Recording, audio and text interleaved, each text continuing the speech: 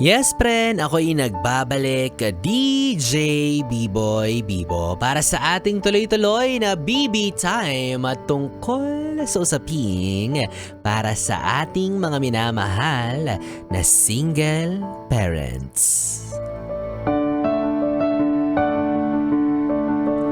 Ikaw ba, yes, friend? Meron ka bang kakilala na single parent? Meron ka bang nakikita sa iyong paligid, sa iyong komunidad? Or baka ikaw, meron kang personal na kakilala, di ba? Pwedeng malapit sa'yo, pwedeng kamag-anak mo, pwedeng kaibigan mo, or kahit sino na alam mong itinataguyod ng mag-isa ang mga anak niya. Single parent. Alam niyo kung usaping single rin lang, marami naman talagang klase ng single, di ba? Maraming identification or variant. Yung mga taong masasabi nating single. Single kasi walang nagkakagusto. Single kasi by choice. Single kasi takot na ulit magmahal. Single kasi may hinihintay. Single kasi nabiyudo o nabiyuda. At marami pang iba. Maraming kadahilanan kung bakit single siya. At eto nga pinag-uusapan natin ngayong gabi ay para sa uri ng taong single pero magulang na. Well, hindi rin natin alam kung ano yung eksaktong rason or dahilan kung bakit sila humantong sa pagiging single parent, 'di ba, na humantong sa punto na mag-isa na lang sila nagtataguyod ng kanilang mga anak. Maaaring sila ay nagpapakaina o hindi naman kaya ay nagpapakaama sa kanilang mga anak. Hindi natin alam yung dahilan kung bakit mag-isa na lang sila nag-aalaga or kumakalinga sa mga nabuo nilang bata. Diba? But one thing is for sure, hindi madali yung sitwasyon na meron sila kumpara sa ibang klase ng magulang. Diba? I mean, sabihin na natin, yes, it's hindi madaling maging magulang. Period. Pero yun nga, what more kapag mag-isa ka lang? Well, hindi natin ini-invalidate yung hirap ng pagpapakamagulang ng mga taong, diba, magulang na. Hindi natin sinasabi na, so ano, porket single parent, sila lang yung nahihirapan. Hindi ganon. But what I'm talking about, it is much harder. Diba? Feeling ko lang mas mahirap yung pinagdadaanan. Kasi imagine ikaw nga may partner ka na, may katuwang ka sa pagpapalaki sa mga bata. Hindi madali. But what more for them? Diba? Ang gusto ko lang sabihin, yes, pare-parehas yung idea na mahirap siyang gawin, panindigan, magpakamagulang. But then again, there are people na ginagawa yung roles na pangdalawang tao nang mag-isa lang siya. Diba? So, by doing that, masasabi natin na dobleng pagmamahal yung kailangan nilang ibigay sa mga anak nila. Triple, quadruplex, hindi ko alam kung paano ba mas i-emphasize yung pagmamahal na meron sila. Kasi, diba?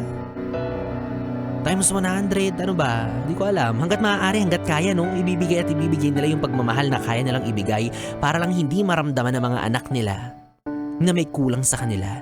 Na parang hindi kumpleto yung pamilya na kinalalakihan nila. Sa trabaho mo nga, diba? Kapag may pinapagawa sa iyo na hindi naman parte ng trabaho mo, tapos sobra na yung pagod, nararamdaman mo na agad na parang ang bigat-bigat na, ang hirap-hirap na. Napapasuko ka na halos. Sa sitwasyon pa kaya nila, 'di ba? Sa sitwasyon pa kaya na meron sila na hindi sila pwedeng sumuko, hindi sila pwedeng umayaw kasi kailangan nilang alagaan, kailangan nilang kalingain yung mga anak nila. Lahat ginagawa mo ng mag-isa. Kaya mga yes friend, ito po ay paalala para sa atin, no, na mas i-appreciate natin yung mga single parents. I-acknowledge natin din yung effort and sacrifices na ginagawa nila. Bigyan po natin sila ng mas pagpupugay bilang mga magulang na mag-isa lang na tinataguyod ang pamilya, ang mga anak. Kasi for sure, hindi rin naman nila ginusto, di ba, na mapunta sila sa ganyang pagkakataon. Sino ba naman ang mag-aanak at gugustuhin wala siyang katuwang sa pagpapalaki sa mga bata? Unless choice ngayon, di ba, na mag-aano lang siya, papagawa ng bata, ganyan. Tapos wala siyang asawa, yun yung fantasy niya. Hindi ko alam kung may mga nag-exist na gano'n, no? Pero, di ba, as much as possible, we want to raise kids nang may katuwang.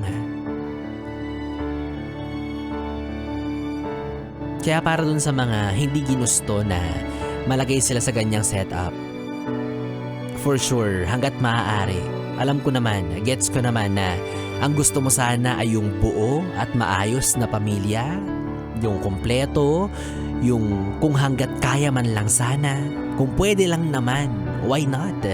Diba? Kaya ikaw, yes, pero na nakikinig sa mga oras na ito, kung alam mo sa sarili mo na isa kang produkto or isa kang anak ng single parent at alam mong walang katuwang yung magulang mo sa pagpapalaki sa'yo or pagbibigay ng mga pangangailangan at kagustuhan mo,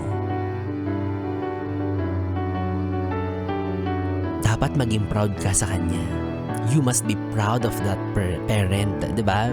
Mapananay or tatay man yan, dapat proud ka. Ikaw na bahala kung paanong paraan mo ipapakita yung appreciation mo sa kanya, diba? Pero sana lang proud ka. Kasi grabe yung sakripisyo niyan na ginagampanan ng mag-isa, diba? And sana kapag dumating yung pagkakataon na capable ka na, nakakatayo ka na sa sarili mong mga paa, sana hindi mo siya makalimutan. Sana lagi mong maalala yung mga efforts na ginawa niya para sa'yo. Although we are not required, diba, to do that.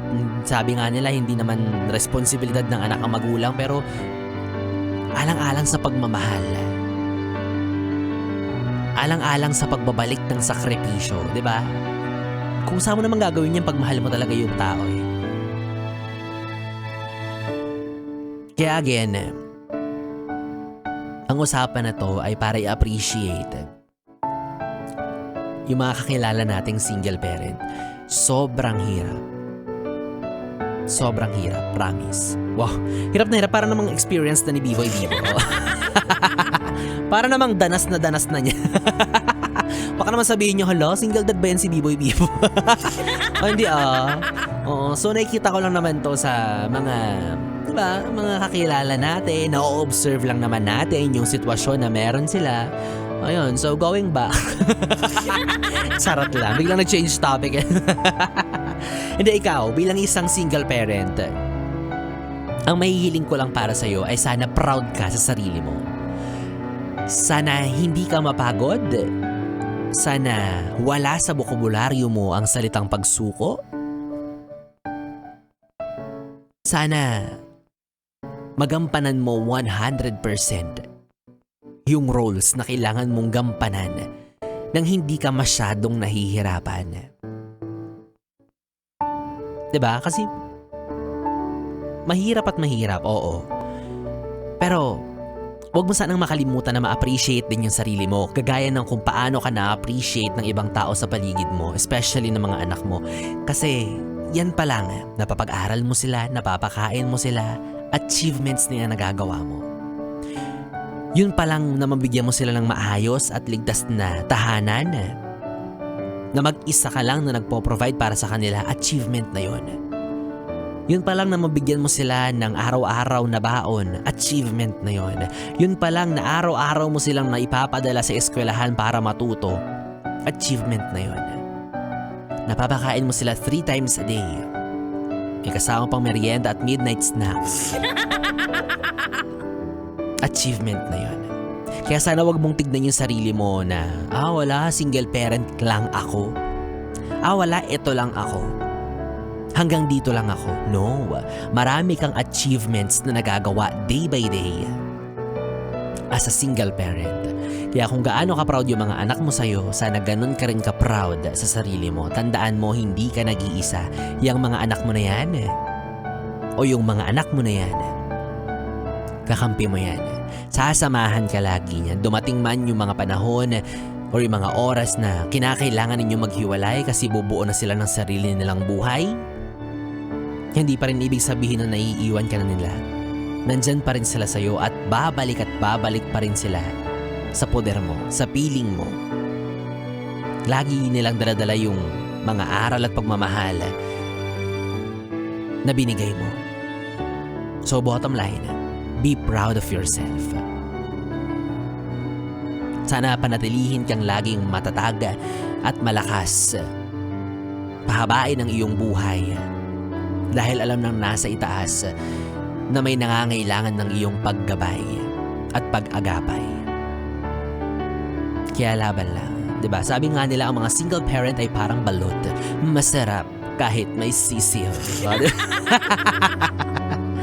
Ay nako, para sa mga single parent na nakikinig ngayon sa mga oras na ito, ito na po ang hinihintay niyong papremyo. Baka ito na, baka ikaw na ang mananalo, diba? At pag nanalo ka, edi may pang-additional baon ka para sa mga junakis mo, diba? Kaya naman lakas naman ang volume ng radyo mo dahil ito na ang mahalagang anunsyo kung sino nga ba ang mapalad, maswerteng makatatanggap ng tumatagintingan na 500 piso para sa ating ACS! Pera lang yan! ACS! Pera lang yan! ACS! Yes, friend. Kanina nga ang sabi ko dahil ang Charm Fabcon Purple Eternity ay nagsisimula sa letrang C. Simple lang naman yung hinihingi ko. Magbigay lang kayo ng mga pangalan na nagsisimula sa letrang C. At congratulations, may sumagot ng Paulo. Ang galing. May sumagot ng Zig. Sabi ko letter C as in tsaka chararat. Yun na nga yung ginawa ko example para mas gets niyo. Cat, yan na lang. Pussycat. At syempre, ito na nga, yes friend, wag na natin patagalin pa dahil may nanalo na. Congratulations sa pagmumukha mo. Sa'yo na ang tumataginting na 500 piso. Catherine Del Luna, congratulations! Meron kang 500 pesos. Ang kanyang kasagutan ay Carol, Charmaine, Cherry at Catherine. Tamang-tama, tumpak na tumpak dahil dyan deserve mo ang 500 pesos sa sa'yo ng ACS Manufacturing Corporation Charm Fabcon Purple Eternity. At yes, friend, ikaw kung hindi ka pa nananalo, naku, huwag kang sumuko. Huwag kang titigil sa pagsali dahil mali mo ikaw na ang susunod na magkakamit ng papremyo para sa ating ACS! Pera lang yan! ACS! Pera lang yan! ACS! By the way, bago ako magpaalam sa inyo, gusto ko lang kayo pasalamatan. Thank you sa inyo. Thank you sa mga pagmumukha ninyo. Dahil again, number 2 na naman tayo. Yes? Solid number 2 na naman ang Yes FM. Dahil sa mga solid nating Yes Pre na walang sawang nakikinig sa aming istasyon. Maraming salamat po para sa inyo rin to. Oo. Kaya makinig pa kayo at wala kaming sawa na mamimigay ng papremyo sa mga pagmumukha ninyo. Oo. Well, anyways, yes friend, 3 oras na BB time ang ating pinagsamahan. Nakapiling niyo po ang BB nyo sa radyo, ang DJ na mabilis bumayo, ang dila sa mikropono. Ako po si DJ B-Boy. B-Boy Bibo, mag-asama at magkarinigan tayong muli bukas sa parehong oras. Dito lang sa istasyong No Problem. Ang 101.1. Yes, FM. Solid. Oras natin, 11:46. Good night, Bibi. Humalik. Good night.